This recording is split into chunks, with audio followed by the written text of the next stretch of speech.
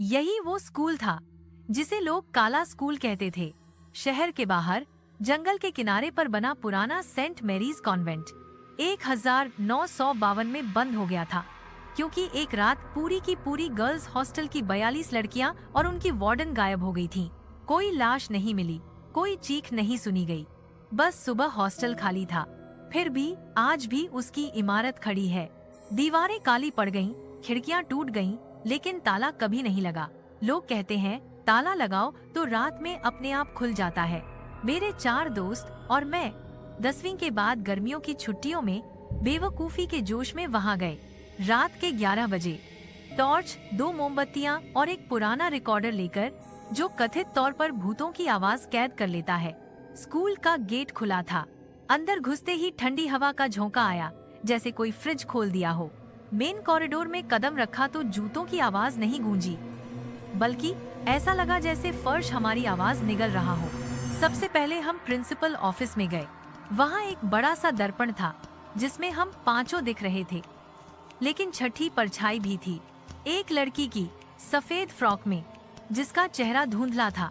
हमने पीछे मुड़कर देखा, कोई नहीं था दर्पण में। फिर भी वो खड़ी थी, बिल्कुल हमारे पीछे। हम भागे, सीढ़ियां चढ़कर हॉस्टल की तरफ। दूसरी मंजिल पर पहुंचे तो रोशनी की जरूरत ही नहीं पड़ी। कॉरिडोर में हल्की नीली चमक थी। दीवारों पर पुराने फोटो फ्रेम्स लगे थे, 1950 के जमाने के। हर फोटो में लड़कियां मुस्कुरा रही थीं, लेकिन जैसे जैसे हम आगे बढ़े, फोटो में उनकी आंखें हमारी तरफ मुड़ने लगीं। सच में मुड़ रही थीं। रिकॉर्डर अपने आप चालू हो गया। पहले तो सिर्फ सांसों की आवाज आई, फिर एक पतली बच्ची जैसी आवाज ने हिंदी में कहा, तुम देर से आए, हम इंतजार कर रहे थे। हम रुक गए। दरवाजा नंबर 13, जो कभी वार्डन का कमरा था, अपने आप खुल गया। अंदर अंधेरा था, लेकिन बीच में एक छोटी लड़की बैठी थी, पीठ हमारी तरफ, लंबे बाल, सफेद फ्रॉक। वो धीरे धीरे सिर घुमा रही थी। मैंने टॉर्च जलाई। टॉर्च की रोशनी उसके चेहरे पर पड़ी तो चेहरा नहीं था, बस 2 काली गड्ढे, जहां आंखें होनी चाहिए थीं और मुंह तो था, लेकिन बहुत चौड़ा, कानों तक फटा हुआ। उसने मुस्कुराते हुए कहा, अब तुम भी यही रहोगे हमेशा। हम चीखे और भागे, सीढ़ियों से नीचे गिरते पड़ते गेट की तरफ। लेकिन जितनी तेजी से भागते, गेट उतना ही दूर होता जाता, जैसे कोई ट्रेडमिल पर दौड़ रहे हों। पता है आखिर में हम बाहर कैसे निकले?